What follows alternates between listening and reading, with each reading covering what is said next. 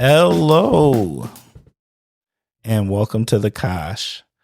I'm your host, Timber Smith, and The Kosh is a podcast that spotlights people who've had an association with The Kosh and the surrounding Fox Cities area. Also, this episode of The Kosh is sponsored by Sturgeon Spirits Craft Distillery, The Kosh's newest tradition. Hello, Kosh listeners. How are you doing this morning? Let me tell you what's going on. It is a typical winter standard Wisconsin day. A little gloom. I would use sun. I hear we're not going to have sun for a week, though. That's what I heard. And that stinks. Like, okay, we're already dealing with cold and dingy snow. Can we get a little sun? I just want a little sun. I don't need a lot of sun. Just a little sun. It just makes it all a little better. And then it also makes the dingy snow just look a little bit better, too. So it just brightens the atmosphere is what I will say as a whole. All right. So I think we're going to jump in quick because I feel like this conversation has legs. We're going to talk about a lot of cool things. I'm really, really excited about this week's guest. So, well, I think you know what I'm really going to say. At the end of the day, I don't know how I continue to get these amazing guests here on The Kosh. This week is no different. So, without further ado, this week's guest is Renae Swanson. I get that right? Mm-hmm. All right. We're on a roll.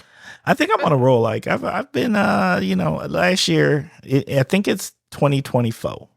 2024, like me and last names, we're Coming together. We're trying to become friendly.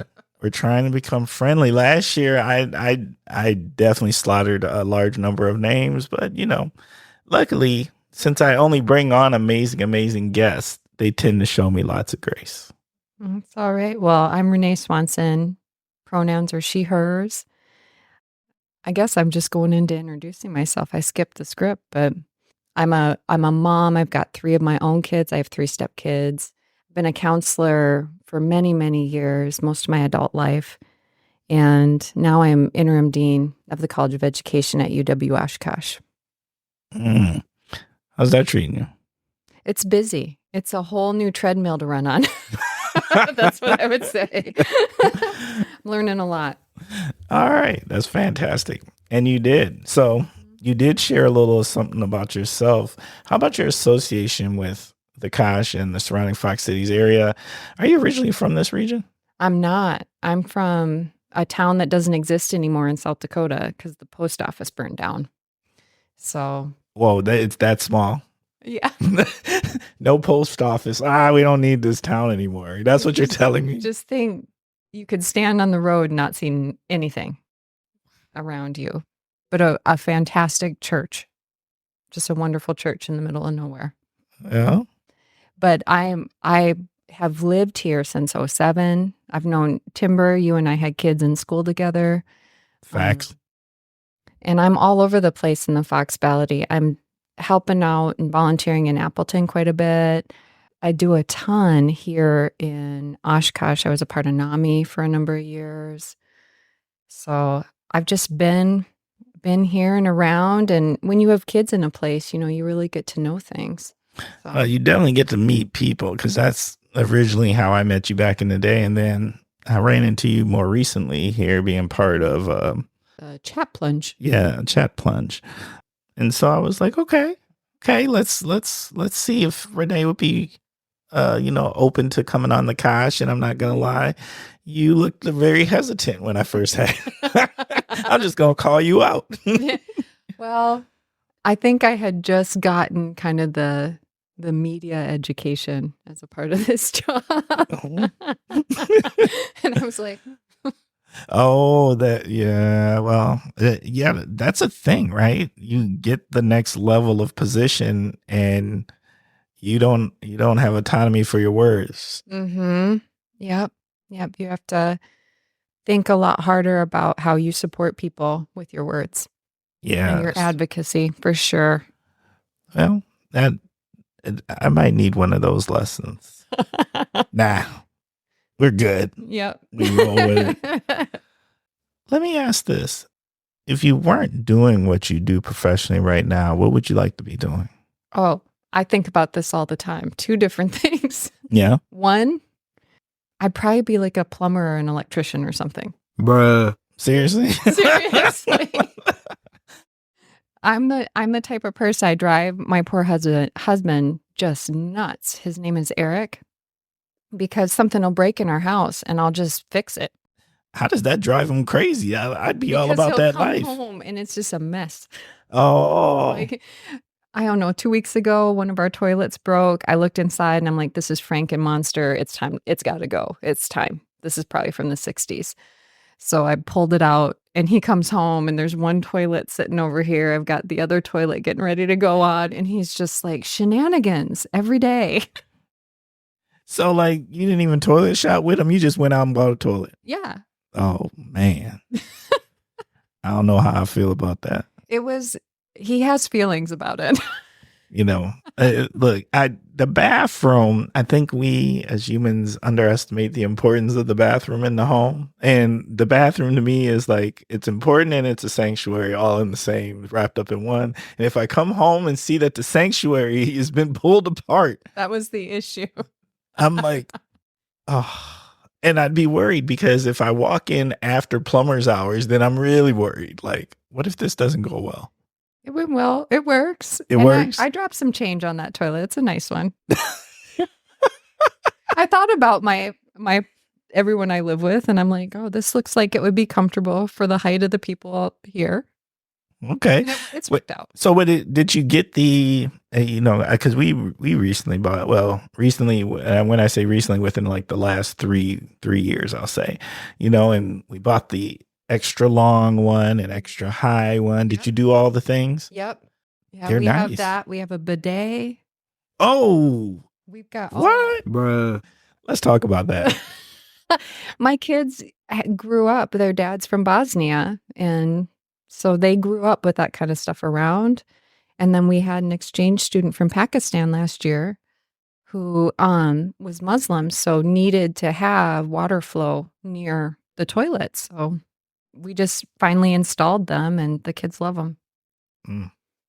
I'm all about being clean, so I'm like, that's perfect. I'm all about it too. Just not sure about, and maybe that's just the American culture in me. Maybe it's a great thing. Well, the kids from Europe who come to our house, we have another exchange student. They're also weirded out by it because they're used to the separate unit. Oh. So you'll have like the toilet and a bidet on the side. Oh, so they're like separate in other countries. Yeah. Yeah. It kind of looks like a water fountain in other countries. But here it's attached right to your toilet. Right. So we had one poor kid accidentally turn it on and was just drenched because it hit everywhere because he thought it was how you flush the toilet. The poor guy. That sounds like what would happen to me. Yeah. Yeah, that's yeah. Okay. Adventures in toiletry. Yeah. And a plumber or an electrician, huh? Yeah, totally. What's the last project you did outside of this toilet? I have taken down some tile. I'm getting ready to gut our upstairs bathroom, and redo it because it's definitely 1960s. And it's not cute 1960s, like the tiles are falling off the wall and everything. So it's time. I feel you. We used to have pink tiles in our bathroom but those things are tanks. Like they last forever. Those ceramic tiles, these are not. These were, I think, just probably whatever they could get the cheapest at Menards at that time. Or Nofke's, probably. Oh, okay. So at some point they were replaced. Well, I was going to say, because you said 1960. I was like, I don't think they had Menards in 1960. No, I think probably Nofke's or Ace back then. But yeah, it's falling apart. So that's been kind of a slow project. I'm doing a little at a time. But I'm trying to think. Oh, previous to that, I redid some floors. Okay. So. Oh, you ain't no joke. No, I like doing that stuff. I don't have to think. Just do. Just do it, and you see progress. So I'm going to assume do you teach yourself, or did you have background? Was it something you learned from like parents, or is it something like YouTube and then you go tackle it? Well, my dad is a badass. he does all this stuff all the time. And so I learned probably the confidence that I can get things done from him. Okay. And then I'll call him, Daddy, tell me what to do. I have a great stepdad that I can kind of tap into. He does cars. Okay. I'll ask him car questions. And don't tell me you do cars too? a little bit here and there. Yeah. Like little things that, like if a wire breaks or like changing your spark plugs, I don't want to pay for that. I'll just do it myself. Bruh. That's what my friends say too. But I just like doing it.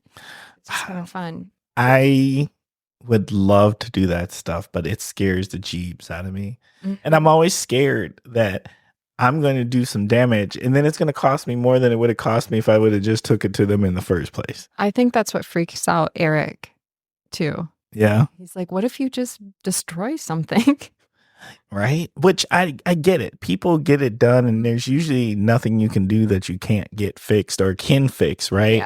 Yeah. But I don't know. I always think about that. Like that's one of the realms where I don't have confidence is like that whole fixed home improvement kind of deal.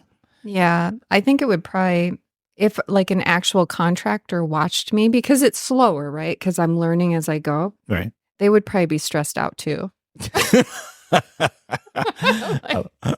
Bruh.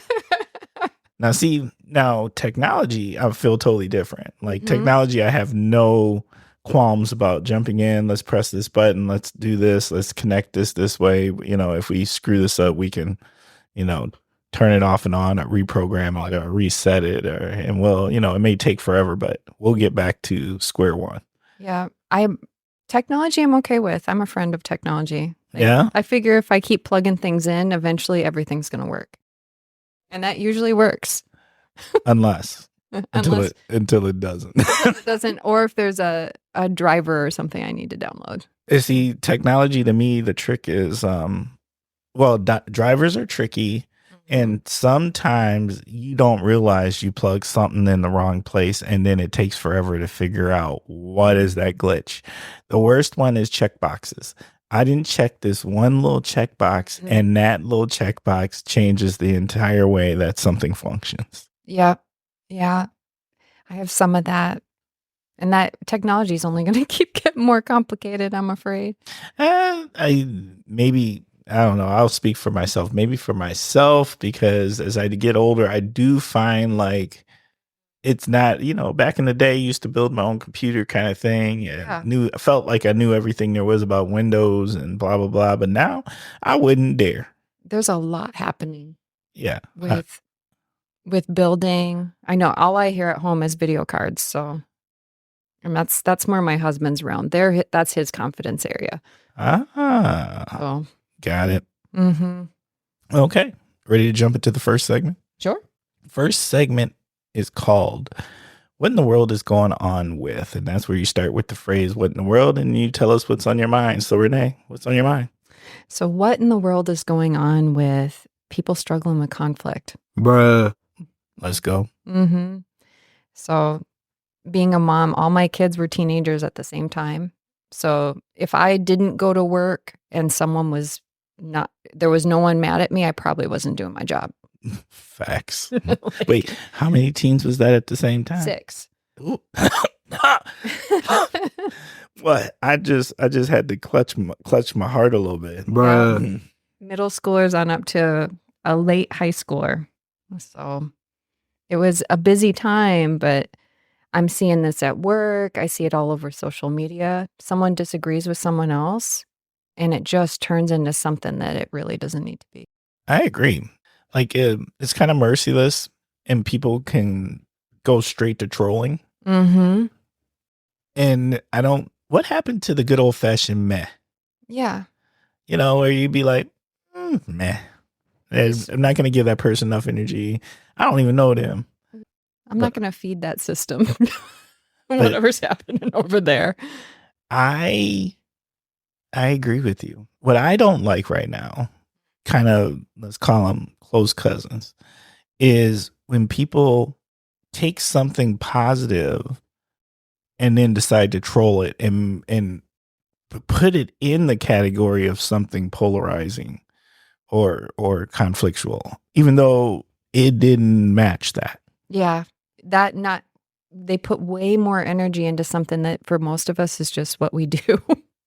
Well, all right. So my example is, in Appleton, there's a community MLK event. That community MLK event's been going on forever. Yeah. I think this year was like the 37th. Yeah. And so it's a good event and the community shows up. And this year, this is the first year we went back in person. Yeah. I think one of my friends was there. Alfonso, I think, spoke there. And Alfonso, not this year, but he may have in the past. In a different community then. Yeah. He might have hit a different, he might have been, I think Alfonso's doing Monash. He did Nina. Yep. Yeah. And so big shout out to my frat bro, Dr. Simpson. So, the event went awesome. We had it at the Lawrence Chapel. It's the first time we've had it in person in 3 years. It was actually 3/4 full, really good keynotes and spotlight speakers. It was just a hot event. It was nice. And it was the day when it was blistering cold, right? Yeah. And people still showed up. That's amazing. So we take the time and we put out a nice social media post as the city. And wouldn't you know, somebody would come along and said, "This is the problem with that DEI stuff." And I'm like, Martin Luther King Day isn't even DEI. Having a positive event is the problem with the DEI stuff. Yeah.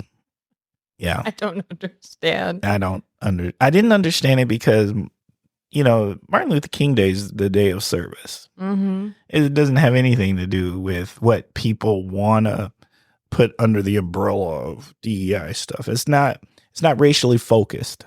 It's good people doing good things in the community focused, right? Yep. But this dude decided that he was just gonna blurt all of his stuff out on social media. Bruh. He just got all angry for no reason. And just was trying to rile up something. Well, and it's the piece that really bugs me in these situations is the type of folks that do that kind of stuff are also the type of folks that even if you explain to them what's going on and try to teach them about it, they're not going to receive it. Oh, absolutely not. They don't want to receive it. Their mind's made up. Yeah, most people, I would see a comment like that and just go, "Oh, that was weird. That person's clueless." And I would just walk away. But some people then get engaged in it and it becomes really passionate. Yeah, which I don't know what the right answer is. I don't either. Because I'm not sure we should always walk away from it. No. But I also am cautious to feed that machine.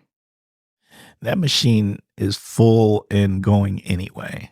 Because if they felt the liberty to go, are you really feeding the machine, or is that machine already full and is planning to move around for some time? Oh, I think I'm speaking from a mental health perspective, because I bump into the folks that drive around and they have that van that they'll park outside of high schools that have it's all about anti-abortion and things like that. Bruh.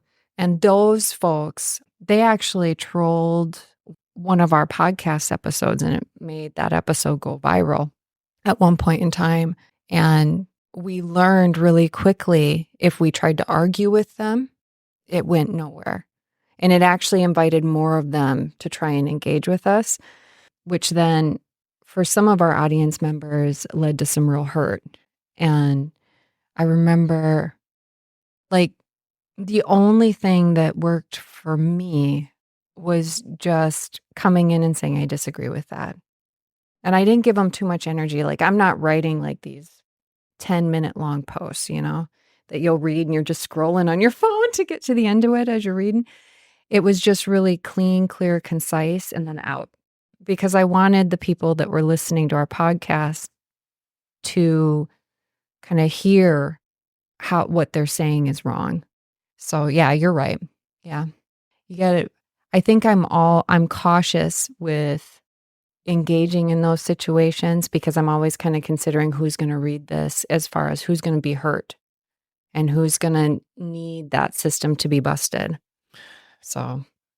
And I could see that from your lens and why that would be that. And then I think about it like that too, because then I'm careful not to say things that I think might cause more harm because it'll escalate beyond. But then I also think about those who need someone to defend it. Mm-hmm. Right. Yeah. And that's where I was at. Yeah. And that's, that might be my lens as a person of color, where I'm like, look, we already eat enough guff. Mm-hmm. And there's a lot of eyes where we are looking to each other for someone to say, oh, no, that's stupid. No, that's actually my goal for this year. Because hear me out. My goal for this year is being a better advocate. Because in those situations, it shouldn't have to be your voice. It should be mine coming in and addressing those kinds of things. So that's been something that I've been working on. I've been reading a lot, listening to a lot of podcasts, like making sure that I'm paying attention to some of the journals that are coming out, because I want to take some of the weight off my friends who feel like they have to advocate for themselves constantly and take on some of that advocacy work, because it's not them perpetuating the system. It's me. I tell you, I can't explain how helpful it is when an ally or a friend comes in and does that. And how sometimes it changes the approach of the troll. Mm-hmm. Because the troll often is operating out of an assumption of power and privilege, like 100%, that no one's going to come and say anything or call them on it that they respect or that they can see themselves in. Yeah. And I think for me, I mean, I look like a mom. I'm not overly threatening. I'm not going to lie, not anymore. Now I see you with a tool belt and I was going to say the female Bob Vila. I think we're probably more in the Bob the Builder realm. Or if you're from the Balkans, Meister Miha. Oh. But I look like a safe person. So when I engage in those kind of situations and those conversations, it does change the dynamic pretty quickly, because I more often than not, I'll get a look of surprise because they assume that I'm going to think the way they do. Right. So, or, I mean, to be honest with you, I've encountered some men that assume that I'm not going to push back. Oh, yeah. So, and then they're just like, so offended. It is funny how those voices sometimes are really big snowflakes. Yeah. Yeah. How quickly they're hurt and sensitive. Mm-hmm. I'll get sensitive. The follow-up email. No, not the infamous follow-up email. I could see that though. Yeah. Well, and I don't mess around though. I mean, for me, the best way to hit these areas is really just, this is what's going on. This is why. I don't give them a whole lot of emotion. I don't give them a whole lot of energy. I'm not going to carry them with me. You're just going matter of fact. Yeah. Yeah. Because I'm not going to walk away and be upset that I had to irritate this or that I had to stop this person or set a boundary. So that's their problem, not mine. My approach is I try to bring them into it, and then I try to make them see themselves in it, like that. Oh, that's great. This isn't exclusionary. Yep. Hold up that mirror. Well, that is not an us versus them. That you're an us and a them too. Yeah.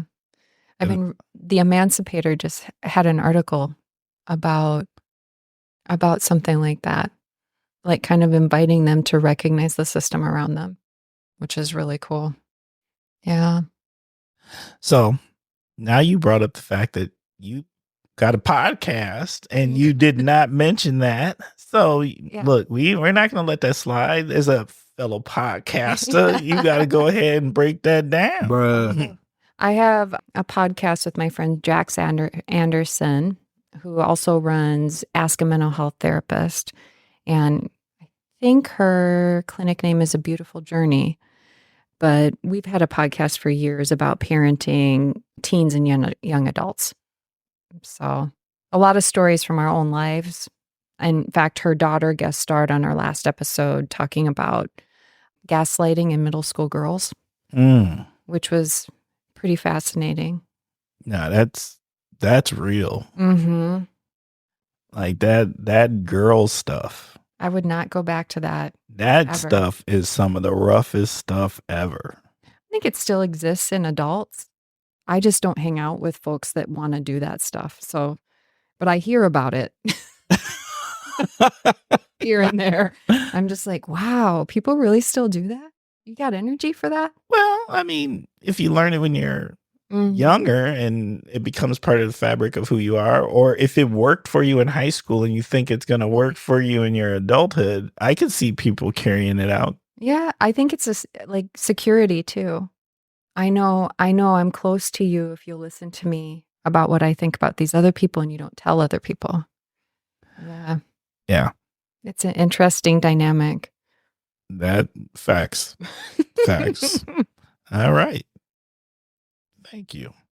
My what in the world is going on with is what in the world is going on with the Bucks paying for 3 coaches? I don't know. Bruh. I got feelings about this. Cause first of all, Kosh listeners, if you don't know, I am an avid Bucks fan. I am that Bucks fan that all I know is the Bucks. I'm from Milwaukee. I grew up Bucks. My dad took me to Bucks games when I was little at the Mecca. I've been in all of them. I've suffered. I suffered all the years that we were sad and sorry, but I've kept the faith. And now that we are somebody and a threat and champions, all of those things within my lifetime, what is this 3 coach thing?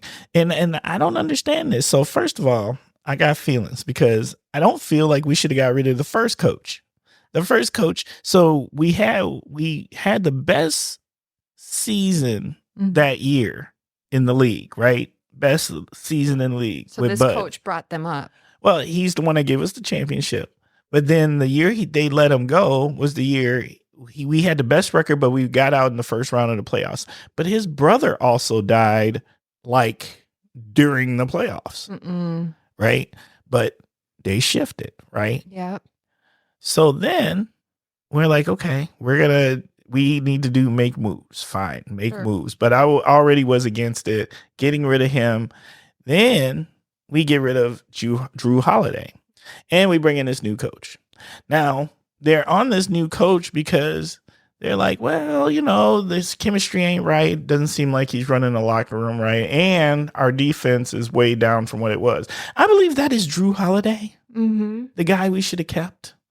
I don't know if I would blame this coach for that, but I'm not mad at them getting rid of this coach per se, because I do think he wasn't ready to take us to championships.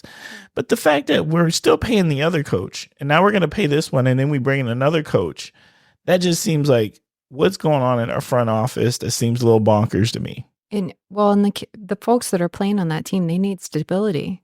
Bruh. Facts. Yeah. Anybody that's been an athlete, your coaches, they set the tone, they make everything work. Well, they make the culture. Now, I do agree that I'm not sure if this coach was the right coach for the culture that we were trying to create.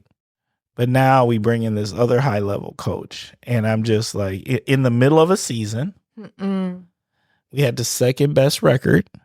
I don't agree with switching anything in the middle of the season. Ride it out, whatever's going. Well, but we want championships now.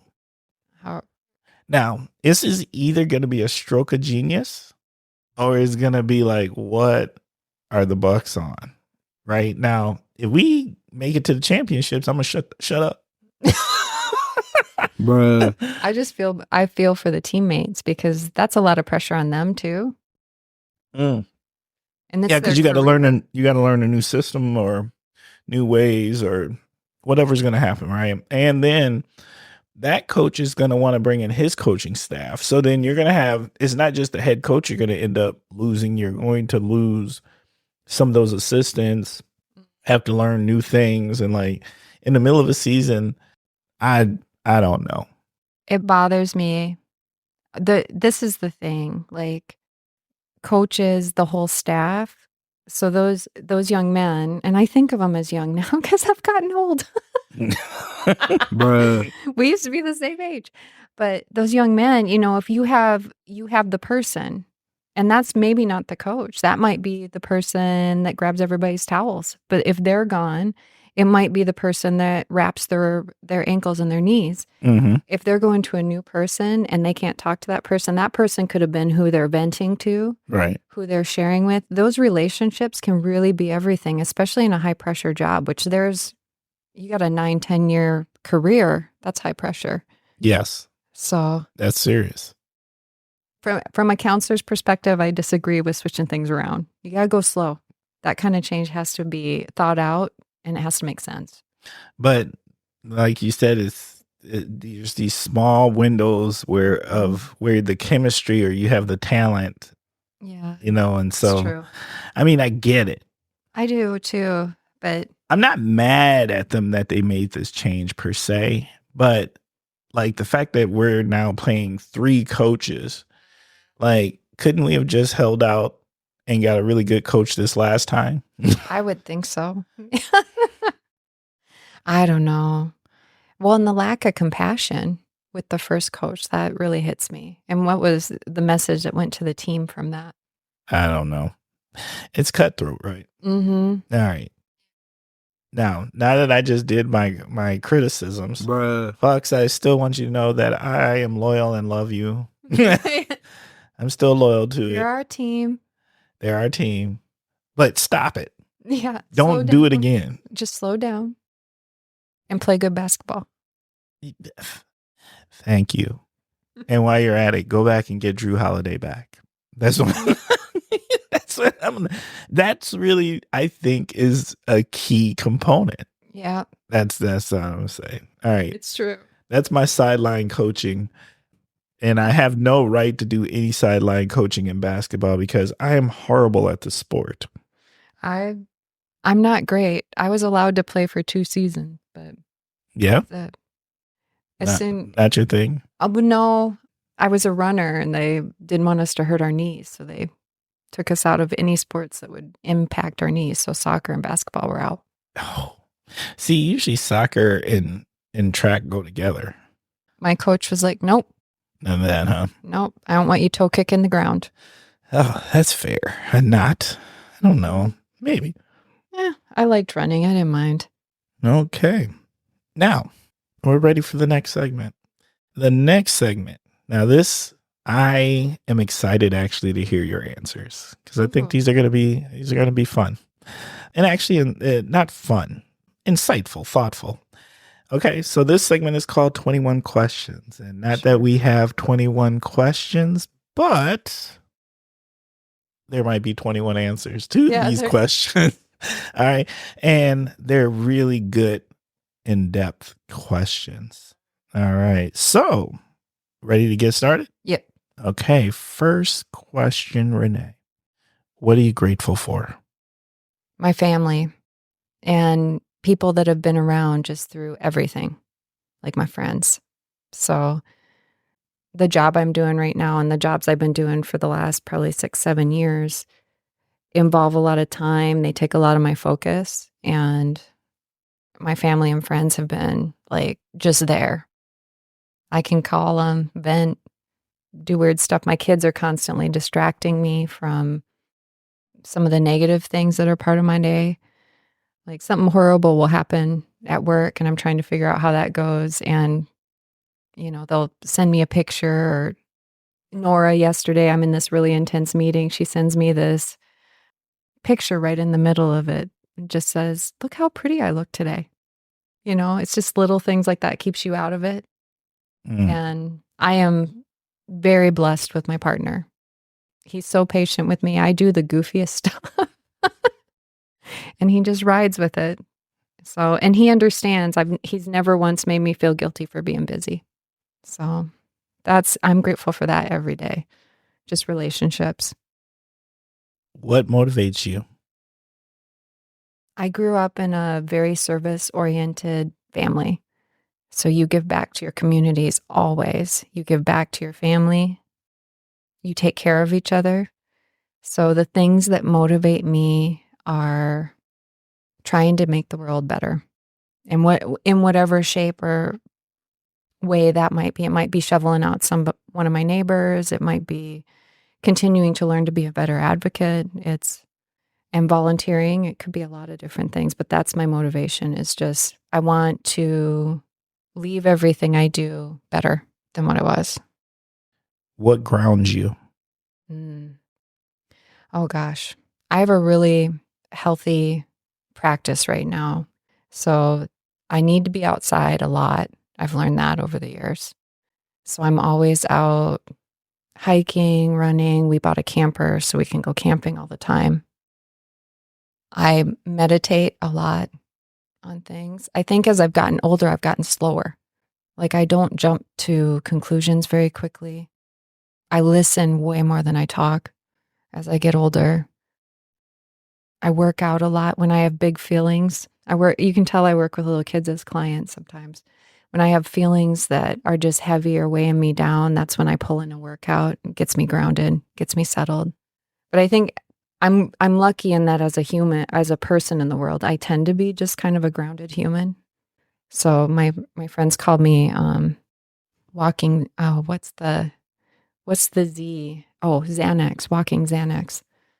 I don't know if that makes me very exciting, but very calming. I think that's just kind of my personality. So the more I can be with people, be outside, and keep my body busy, the better I'm doing. Definitely. What does success look like?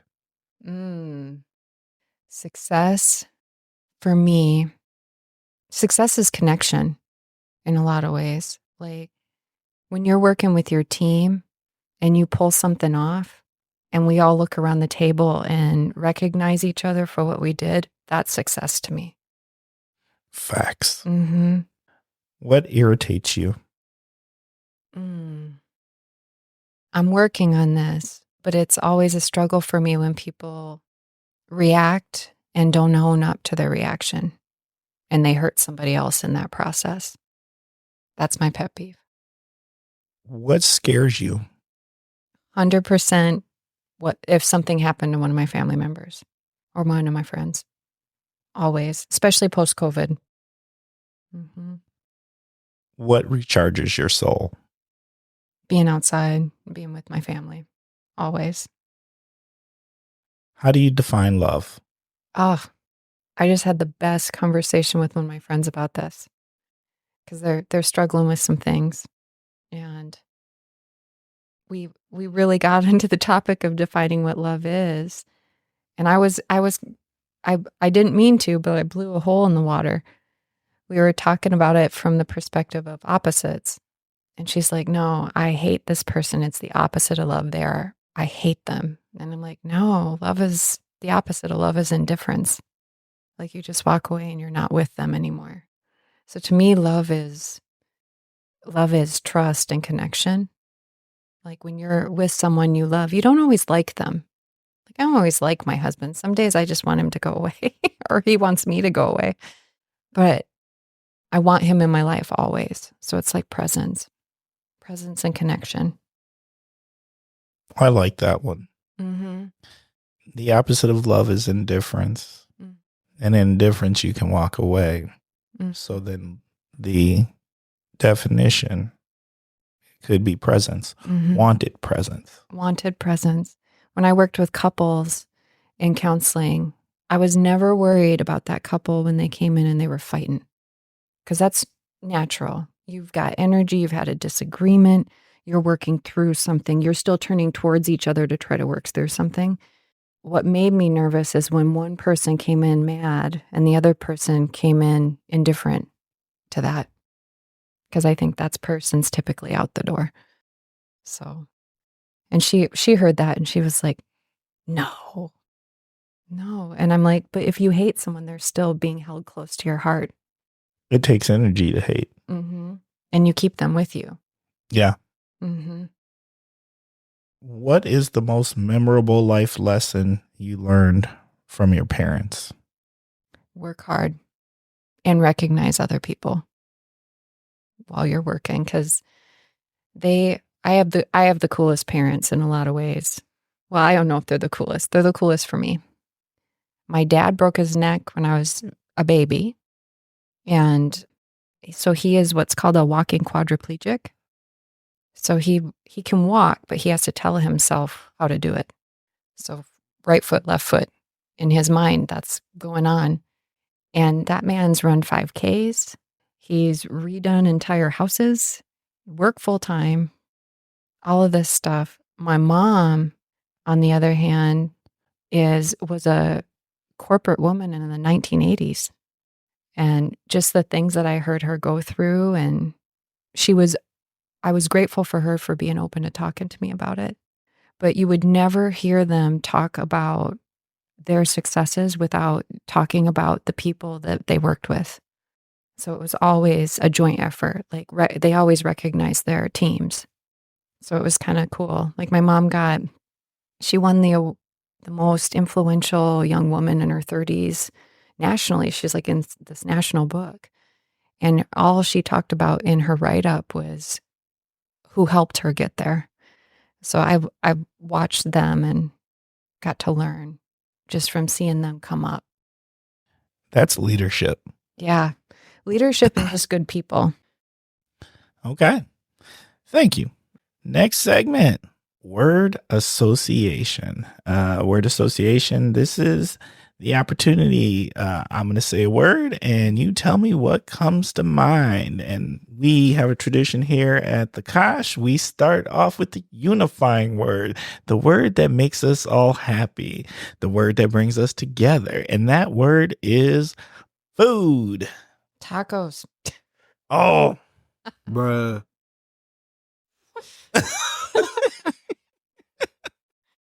I could eat a taco any time of the day. Anytime. Probably more than one. Oh, I don't think you can eat just one. Tacos, tacos are like Pringles. I know. We came back from Europe once and I had to stop at Taco Bell on the way home because I just couldn't, because they don't sell tacos over there very often. No, they need to maybe get on now. it. Maybe now they do, but okay. Dude, where's your favorite tacos from? Oh gosh, I have a lot of places that I like to go to. We got time. Milwaukee's has amazing ones. But yes, you gotta go to the places that look like you're going into someone's living room. Facts. Those are the best taco places, or the street side tacos. Those are the best, hands down. Mm-hmm. And I like it. I like Mexican style, so tacos with the onions, especially if they're pickled. Mm-hmm. And just tons of cilantro, and then the meat. They're so good. Hey, you already had me. But tacos is at the top of my favorite food chain. It's my favorite. So, and my theory is you can't say the word taco without smiling. Mm-hmm. I don't care who you are. Try it. Kosh listeners, I want feedback on that. I've said it a couple of times in a couple of episodes. I have not heard anybody call me out and say, no, that doesn't work, because it does. Yeah. Cocktail or beer? Both. Depends on the day. We got a favorite? I just had the most amazing, I'm going to call out a restaurant. Parm had this brown sugar old fashioned last night. Blew my mind. So good. So good. But I like old fashions. I'm good with martinis. But then I'm from South Dakota, so I like beer. So probably my favorite beer is a Stella Artois. So good. I haven't gone to Parm since they've moved. We had a really nice dinner last night. Actually, I don't even know where they moved to, because they were in the building down at the end of the block. Oh, they're over by Dunkin'. Oh, by Dunkin' Donuts? Mm-hmm. Okay. One of the Dunkins. There's like 50 of them now in town. Oh, I try not to do the donut thing, so I've been oblivious. My kids, It's all about the coffee. Is it? Yeah.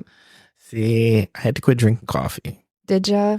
Yeah, too jittery. So I moved to tea. It's all about the tea. I'm not a huge coffee drinker. I grew up on tea. So, but since I became a dean, I've definitely had more caffeine just to keep me moving. I think I'm pretty introverted and it's an extroverted job. So that's fair. No, I mean, I'm not going to say I don't drink the bougie coffees, but like it's got to be something that has at least 3 things in it where I go to Starbucks and I got to tell you multiple things that I want. Oh, you'll love my house then. We have a whole latte bar. Oh, there's a latte bar? Oh, yeah. We've got syrups. We've got various milks because my kids like different milks. And it's my way of keeping them from spending all their money at Starbucks. They can come to our house, make a coffee, and then I get to see them. Ah, so they just stop in, Starbucks it up. Whenever. Say hi to mom. Yeah. And then dip out. Yeah. Get lots of hugs, and then they go. Yeah. They tell me all about their day and their life, and then they go. That's kind of fantastic.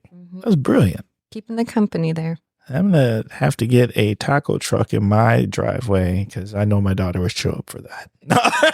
Totally. I'd show up for that. My neighbors would too, huh? Facts. Shop local. Oh, gosh. I'm not a huge shopper. I know that surprises people. I think people make the assumption that I like to do that. I don't.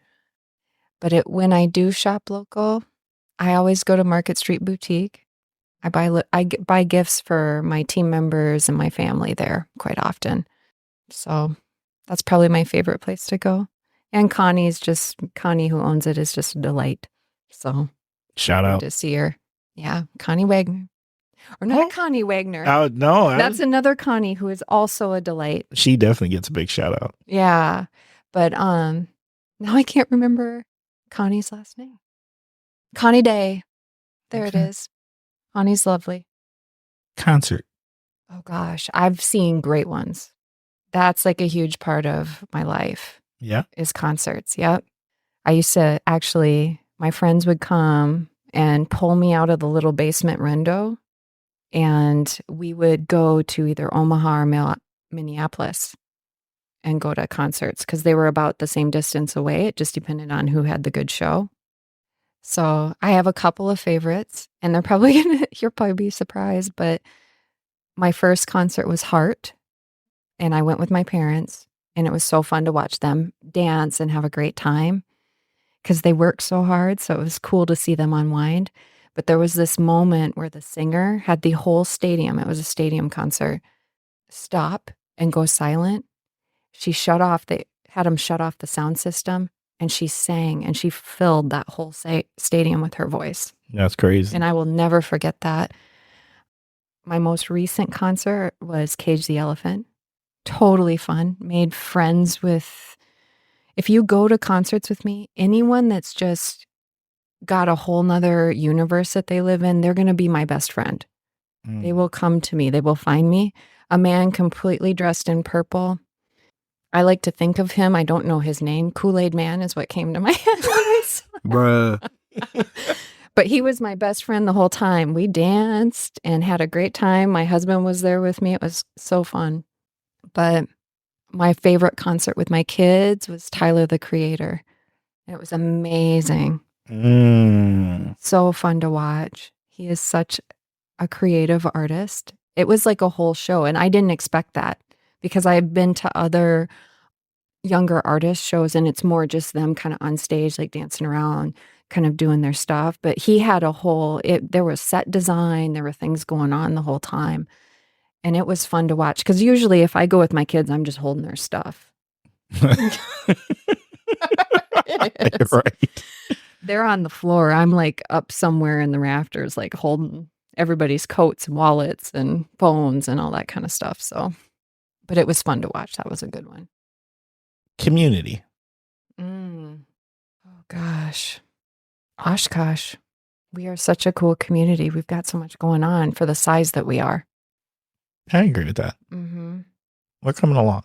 We're coming along. I mean, there's pieces that I worry about sometimes, but I think the right people are aware of those issues, working on them. Yeah. I'm not, I'm not particularly worried about anything because I do know we're coming along, right? Like I feel like, and there is thoughtful people in the process. Yeah. And my only complaint would be is like how long some things take. Yeah. That seem like it shouldn't be that hard because we've got other municipalities nearby us that do it that way. Yeah. Right. And so when your neighbor is right there and you're basically like, yeah, we could just do it like that. Yeah. Our area communities are faster. They're more nimble in a lot of ways. But I think we're coming along. And I get to talk to younger folks all the time, so I kind of get to hear their impressions. The biggest thing that I love about this area is how family-oriented things are.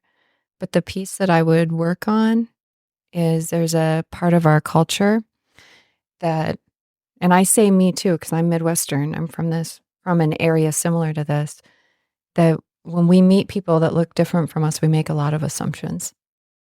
Ooh. Bruh. It's true. It's true. And that's something I'm hoping we work on in our culture. Make no mistake, that's facts. That is facts. And I guess my only disappointment when those things happen is I'm okay if you've got a frame of reference. Totally. But when there isn't any, and there's a lot of people around here who don't, they have absolutely zero frame of reference. Yeah. Never left, always been here. Don't have any diverse friends. Their silo is their silo, and they have the strongest opinions. But I'm never sure where those are coming from because it's not from experience. About things that they don't know. Nothing about. I have a really strong memory of, I worked with some families in the area, not as their counselor, but more just as a support person. And one of the little girls saw me and she ran up and gave me this big hug and was telling me about her world. And I was talking with some other adults, and one of the adults goes, "Oh, that's so-and-so's child, right?" And I'm like, "Oh yeah, he's doing such a good job. I know he's really busy. He works 2 or 3 jobs, and then he's parenting his kids at the same time, and he's doing it by himself." And they were like, "Yeah, but they're also this." And I was just like, "No." I actually said to that person, "That's not how I'm choosing to think about this family." And then I walked away because it's just, that's the kind of stuff that I'm hoping we're making progress on. Facts. Yeah. Okay. Last word. Diversity. Systems. Oh, you're not getting off that easy. Break that down. Break that down. We have everything supports I think in all countries, but everything, at least in America, that I watch, like if you watch how it goes, almost everything is set up to have an ism attached to it. And we're just kind of blindly walking around and not realizing it's happening because it's happened for so many years that it is just how things are in our minds, but they are things that need to be broken down. Yeah. Okay. We're going to have to pause on that one and think about it. Yes. Because that's a strong statement and I like it. We're set up to have isms. I think we are. We're set up to, the people that have the most ability to be nimble in how they live their lives are people with money who are white, male, all of those things. And all the rest of us, there are little things just everywhere that are set up as stumbling blocks that we're working on. Always. Trying to avoid. Trying to be accepted by. Some of us try to climb them. Got to. Got to. Yeah. And I want to just systemically just remove them. Yeah, that's not going to happen. No. People are too afraid. Oh, yeah. Well, I think most of it is built on fear. Like that is the driving force of so many things. And really the fear is only based on lack of interaction to me. I can't tell you how many times when people get to meet people and then they're humanized and they're like, oh, like really they just want the same things we want. And maybe it looks a little different. Maybe the food's a little different. Maybe the holidays are a little different. But when you get down to the basics, it's the same. If you sat down at their dinner table with them, the interactions of the family are going to be the same no matter what. Facts. I had an experience that really woke me up to this. Like 3 years ago, a young Black father, same age as my son. In fact, the little boy, this is the first time that one of my clients was like, "You could be my grandma." And I was like, well, that changed my life too. But he usually brought his little boy, and he was just this mindful father. Like the reason he was bringing the little boy is because the little boy's mom had made some choices and was in prison, and I think pretty impacted by addiction, really. And so we did some sessions with mom through this like heart program in Milwaukee, I think. Okay. So, and she was able to call us and we could do the sessions that way. And then just so that he had that connection with his mom. And this young man was open for that. He's like, yes, I know she's made some bad choices, but I want him to have this. But then one day he came by himself, and I could feel walking into the room that something was happening for him. His heart was just on his skin, and he held out his hands. And I don't usually hold hands with clients, but in this case, I was like, he needs this. So I reached out and I held his hands, and he starts pouring his heart out to me about what it's like being a dad here and being by himself and all that, and that he's tired. He's tired. And I looked at him and I said, you are one of the best fathers I'm working with right now. You are amazing. And I kind of listed the things that he is. I mean, what 25-year-old thinks to bring their child to counseling because they just want to make sure they're okay? You know, there's not that many anymore. There's usually has to be a problem first, and then they come in.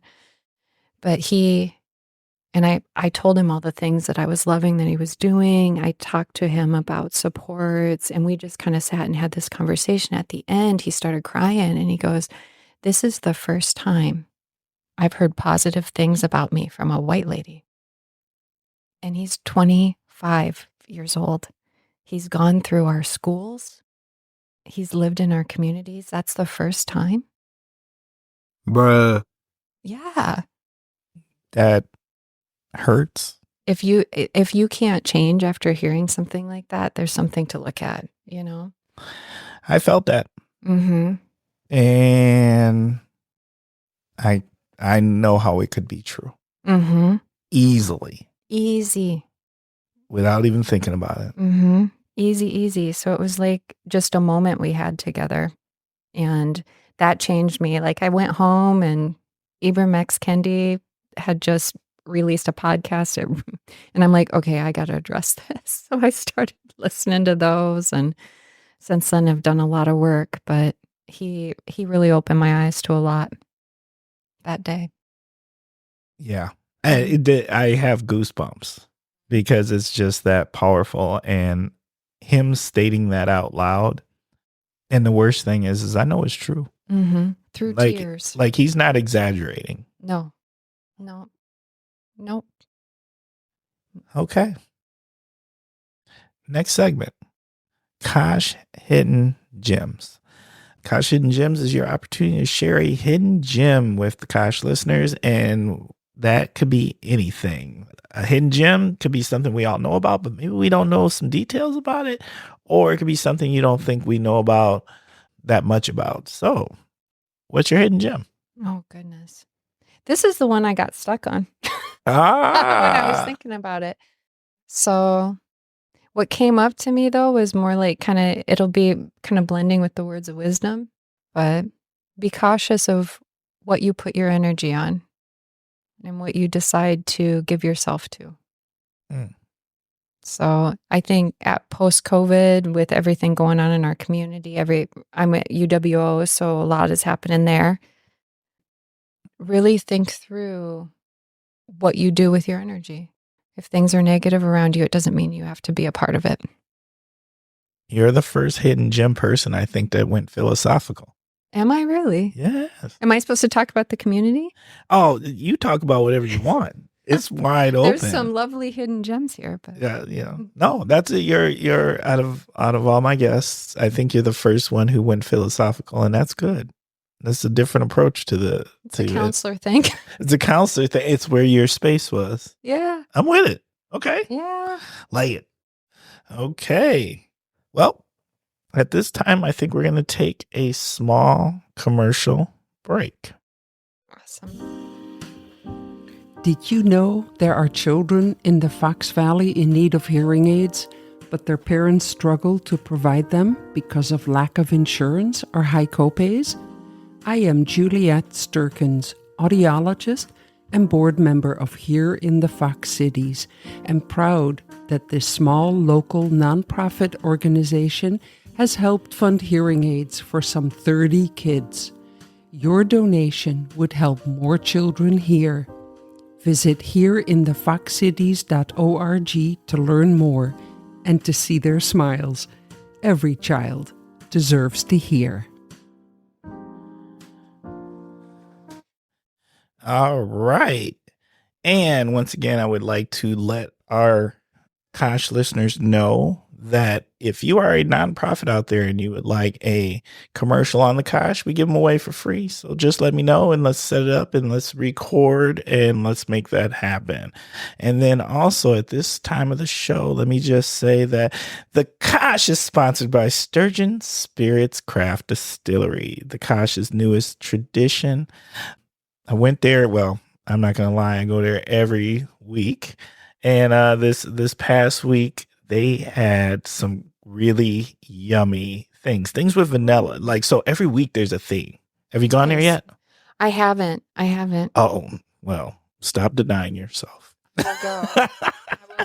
And so they had, it was vanilla themed. So they had stuff that was like vanilla, cinnamon toast crunch. And they had an old fashioned that was like this specialty old fashioned centered around it. But every week there's a theme flavor. And I'm like, oh yeah. So I'm actually excited to know what this week's theme flavor is. And then more importantly, okay, so over there used to be this Subway. Yeah. That's over there across the street from like Oshkosh Court or Yep. Truck, right? And that Subway is turned into this place called XIE. I'm probably saying that wrong, but I'm not trying to. All right. So, and they make sandwiches. And so, right, like you thought, I think a lot of people think it's like an Asian food. It's totally not an Asian food place. It is totally like burgers, sandwiches. It's delicious. Yeah. Well, I'm going to tell you what's delicious. Okay. Now, Carl over at Sturgeon Spirits and Todd have both shared with me about this bacon sandwich. Okay.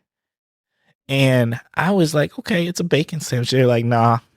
I'm going to get it after this. They're like, nah. This is not that bacon sandwich. This is the bacon sandwich. I was like, okay, the bacon. All right. So the other week on our way to Sturgeon, I grabbed my wife a steak sandwich. I grabbed this bacon sandwich. Let me tell you, this bacon sandwich, because it's a bacon, it's like got about a quarter pound of bacon on it and an egg, and there's this chipotle ketchup on it. Oh. And let me tell you, this sandwich is everything.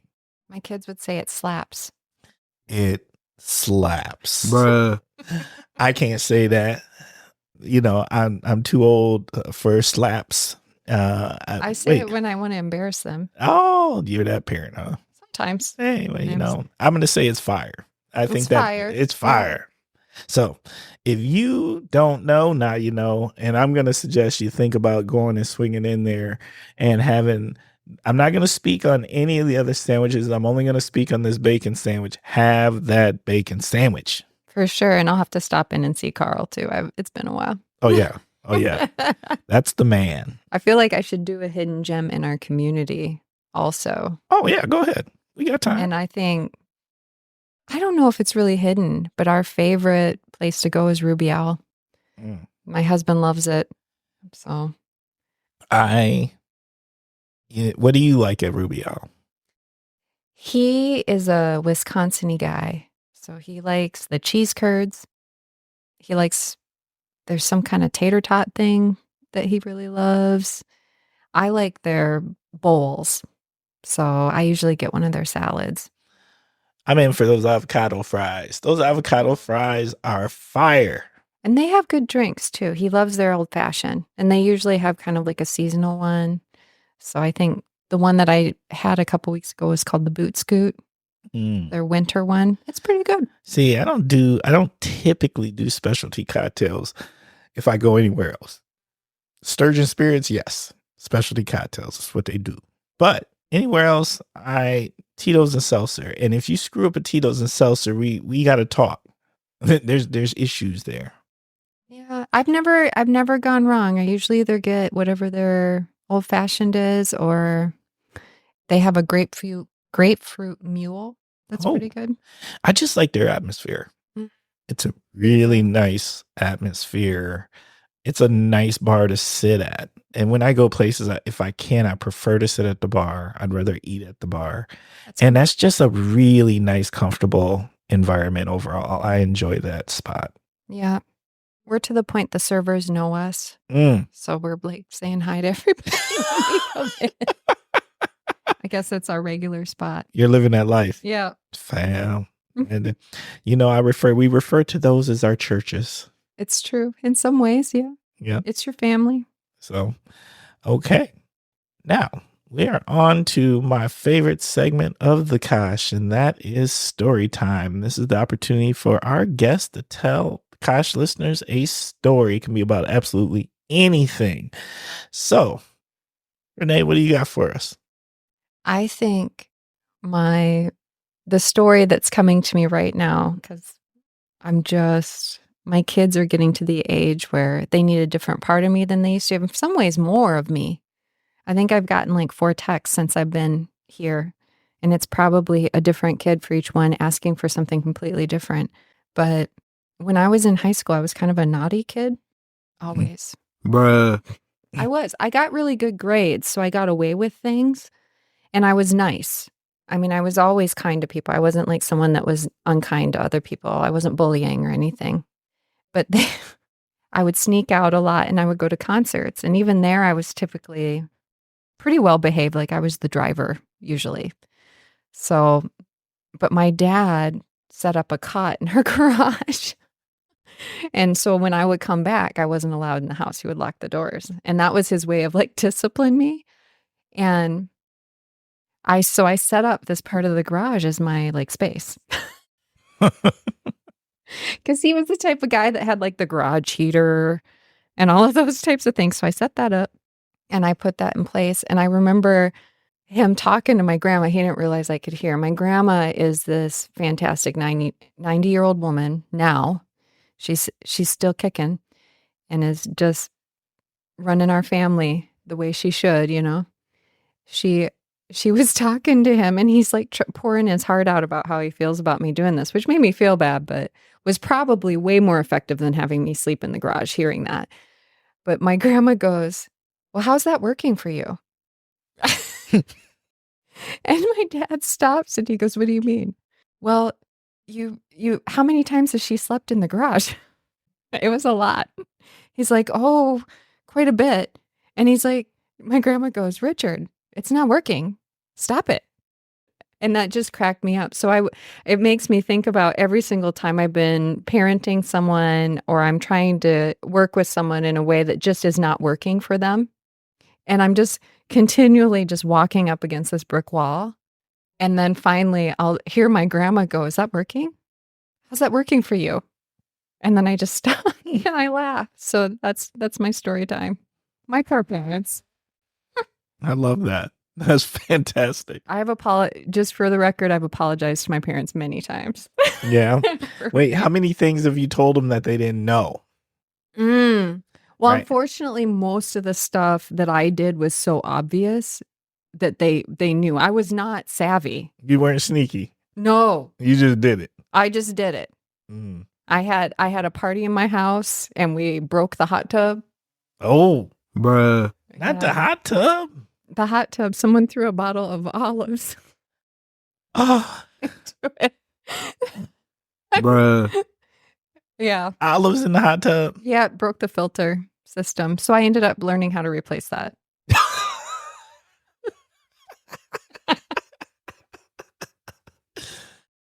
Oh, I know. I know. Choices were made. I remember just hearing human cocktails. Oh, I was like, what? and it Olives was in the too hot late. tub. And it was too late. Yeah. God bless that. We did not have camera phones back when we were youthful. Oh, so many choices were made. Yeah. I'm always grateful for that. That it's not just floating out there in the internet universe. Okay, well, it's that time.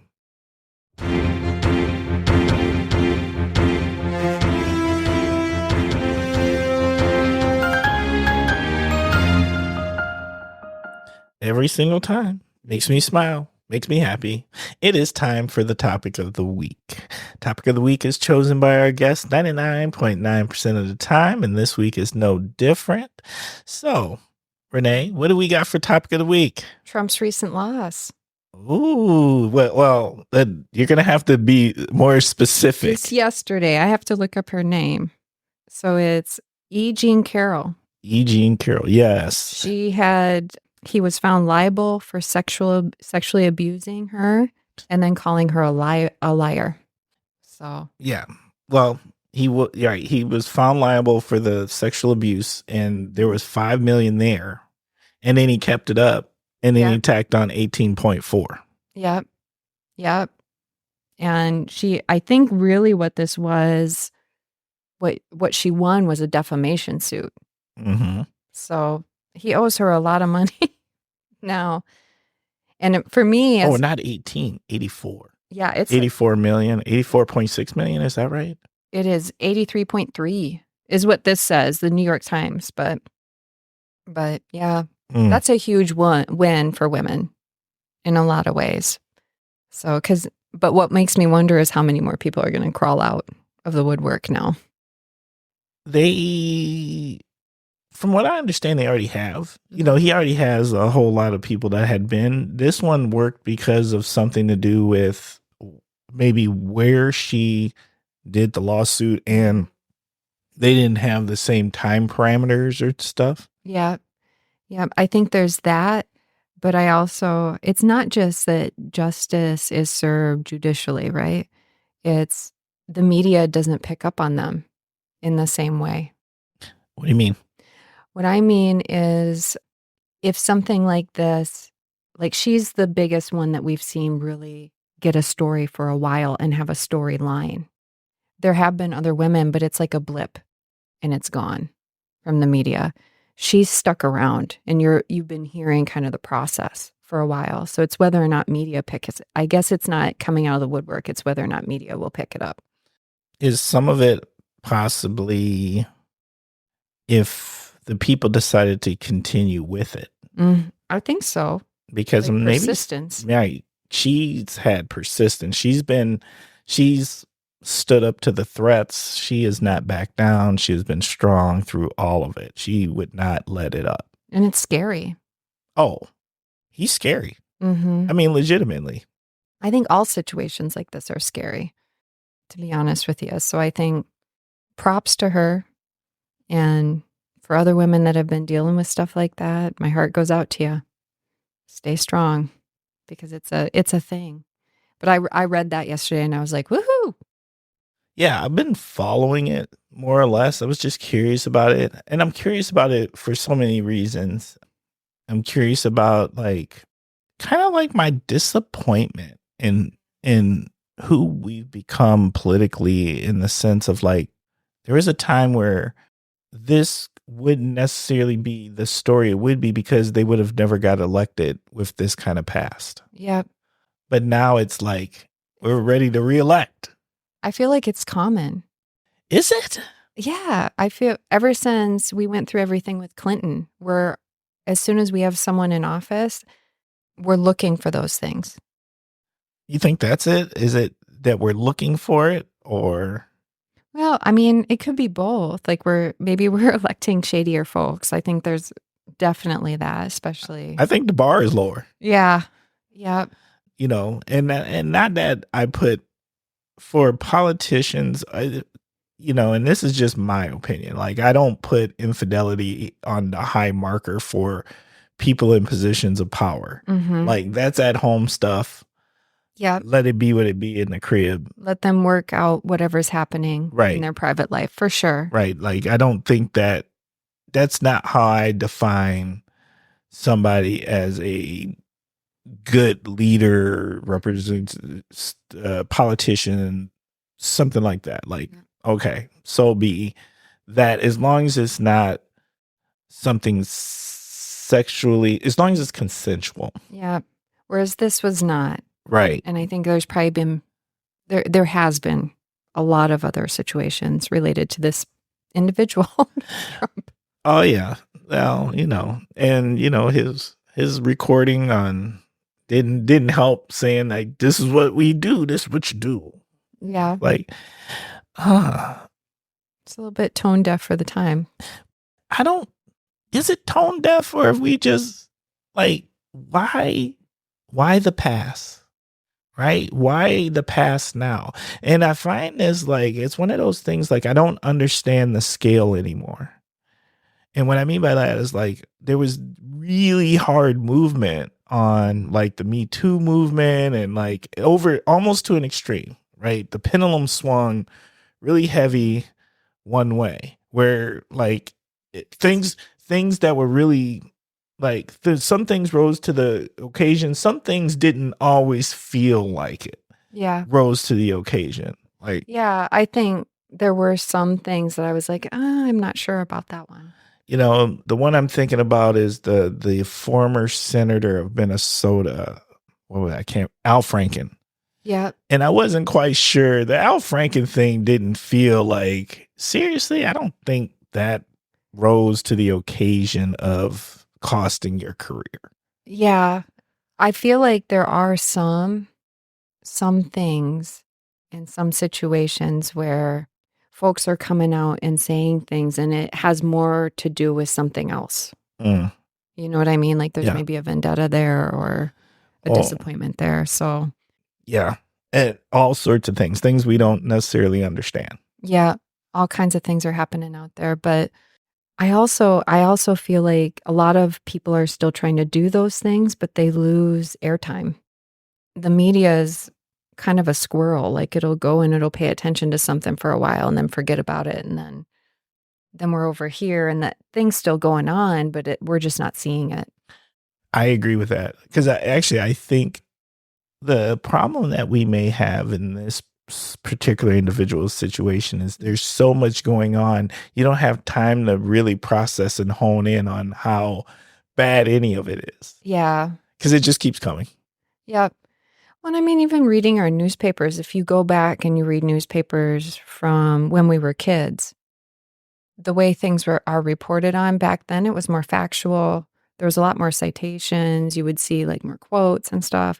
Now it's even the New York Times, like you're reading the articles, it's kind of like McPaper. They're just not as, they're written as a story more than written as an article informing you about what that situation is. I never thought about it. Mm-hmm. Like, and I mean, we hear about that kind of stuff. Like there's not as many people writing. Maybe it's because of proximity and capacity. Yeah.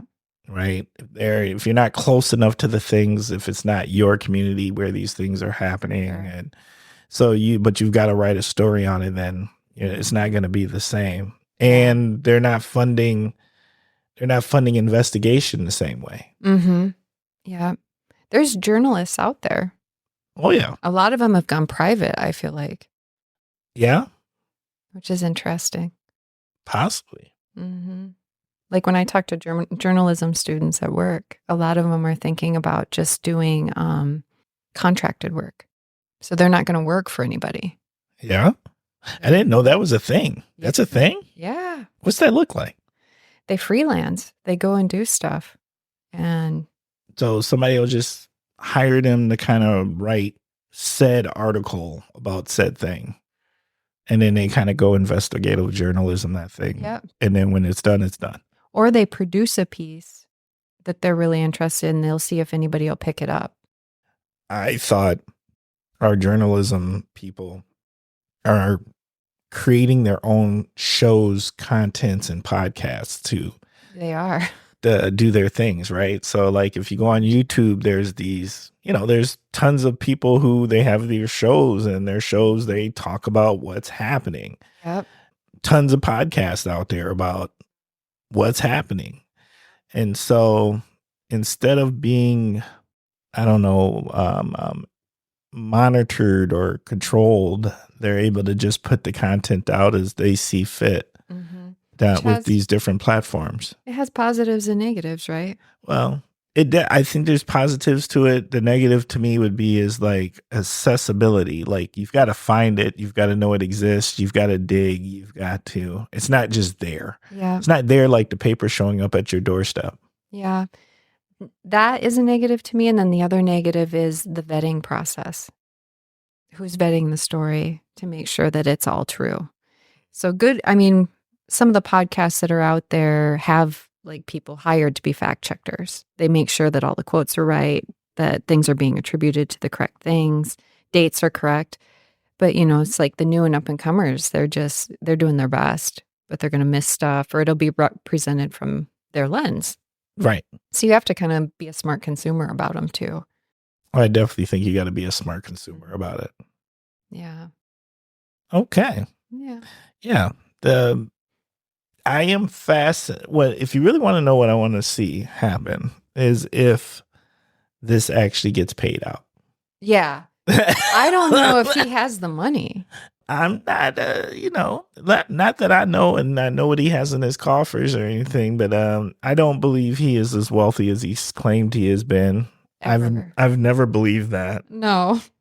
But then again, I don't understand wealth like that.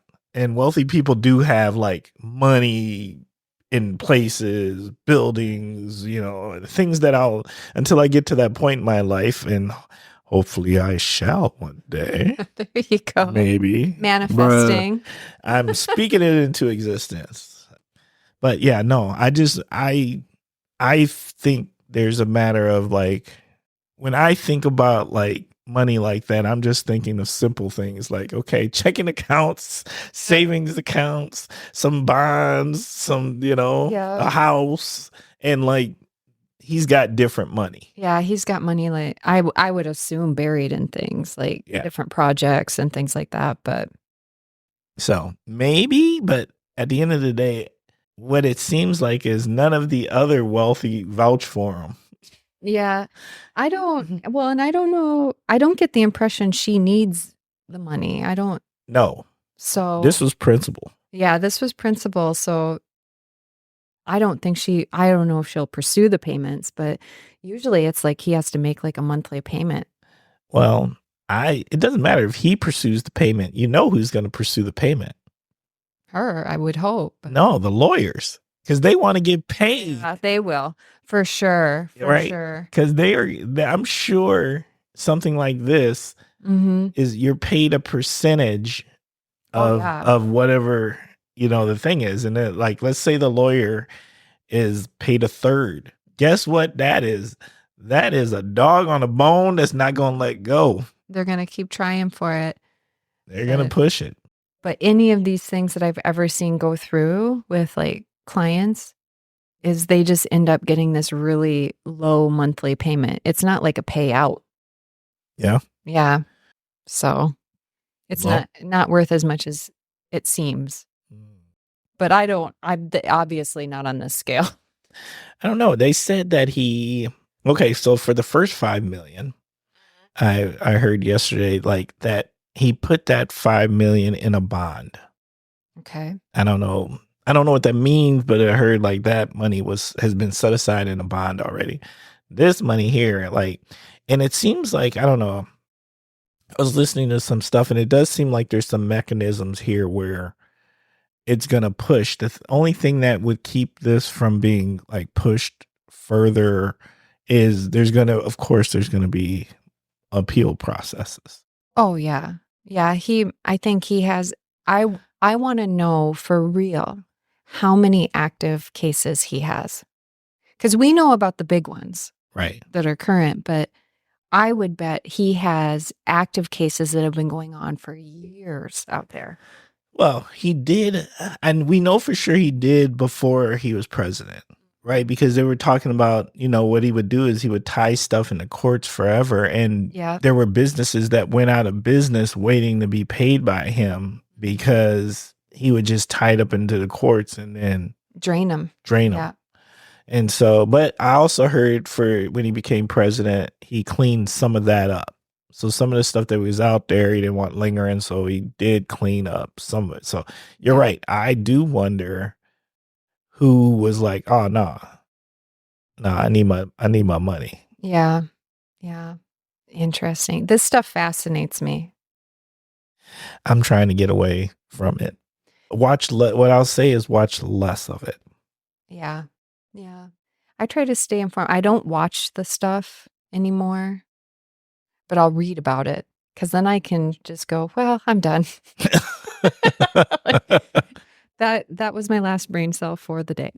That's fair. No, I have a tendency to turn it on as background noise. And then like it catches you, something will catch you and then you're tuned in for a while.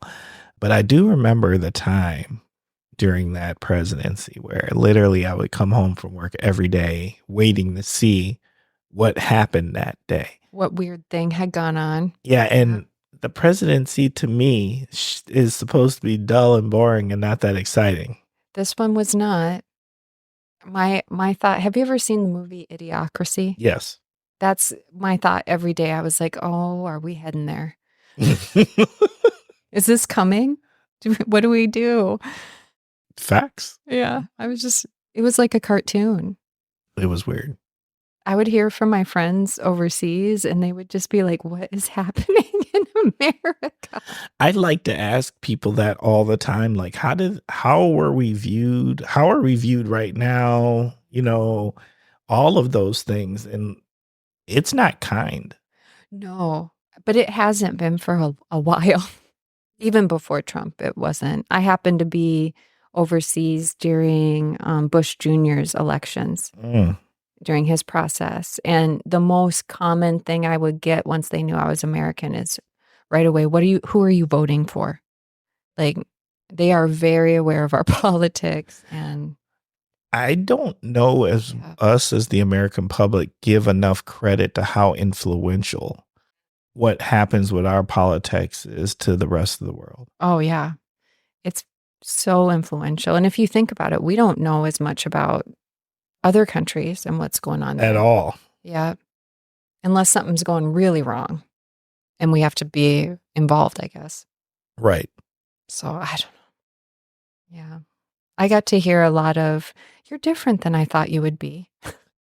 As an American. I don't know if I would know how to feel about that. I didn't for a while because I was pretty young. So finally I just asked, what do you mean? And they went down like, you're quiet, you're well dressed.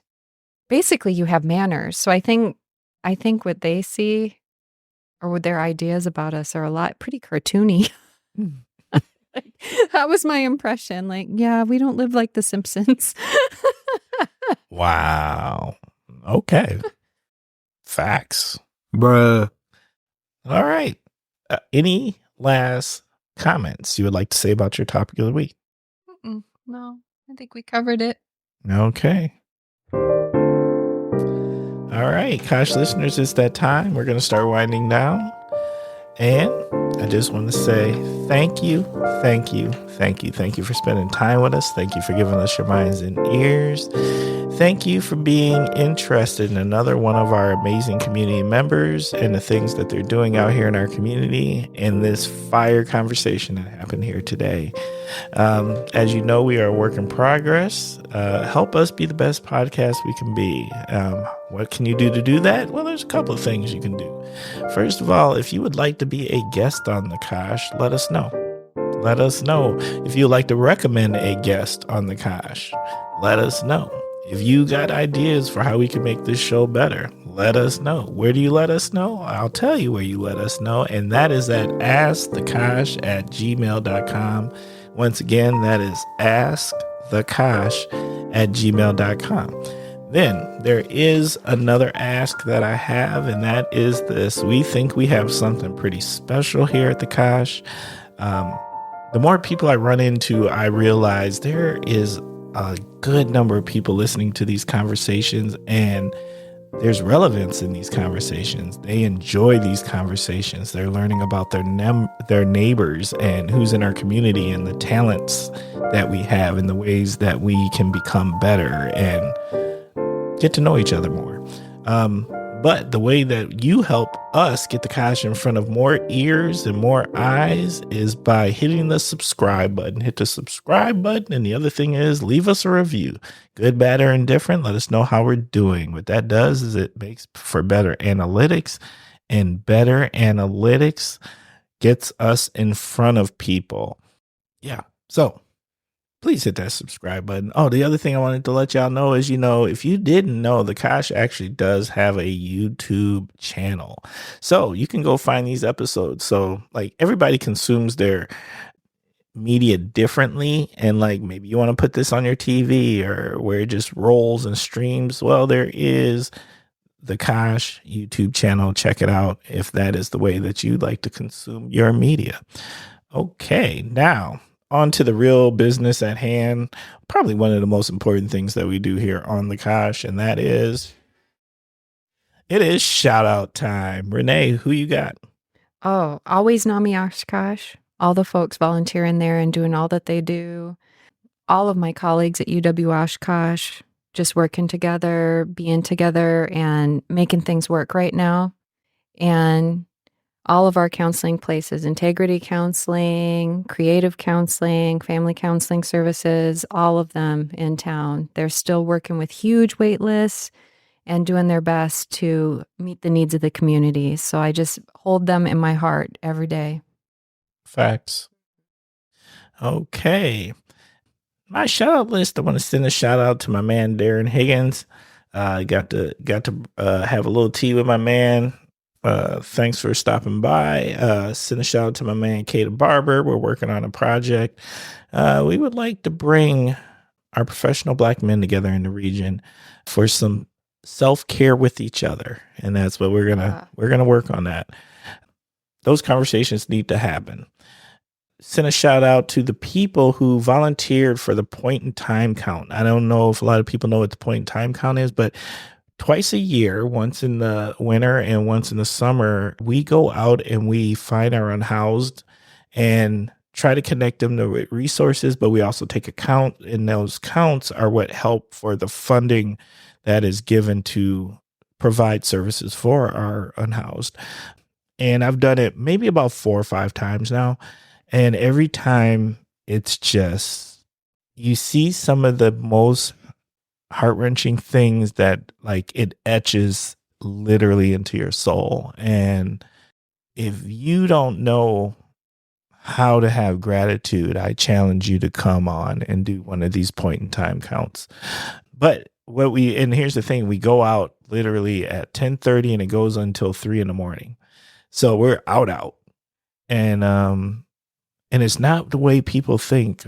People always think like these interactions are going to be but I've never seen an interaction, even in their most vulnerable scenarios, they're typically always friendly and like human, so human. And you'd be shocked at how far a smile goes.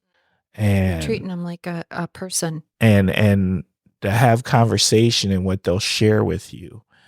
And we have to remind ourselves like that none of us are ever that far away from sleeping under a viaduct or in a parking ramp or in a bush in the park or so many other numerous places. One decision away, really. Yes. One decision away or one medical emergency away. Yeah. And it's just 100. So I want to send a big shout out to those people who cared, our Salvation Army, who's part of that. I did it in the city of Appleton, but it's done nationwide. All right. And then my last shout out goes to Todd Michaels. There's some conversations happening about some things. And just a cool thing, if you didn't know, there is a local radio station that's happening around here that's in the process of becoming what it's becoming and growing. And this radio station is a series of radio stations that are going to be throughout Wisconsin or are throughout Wisconsin. And yeah, it was just an awesome conversation to have. Yeah, very much so.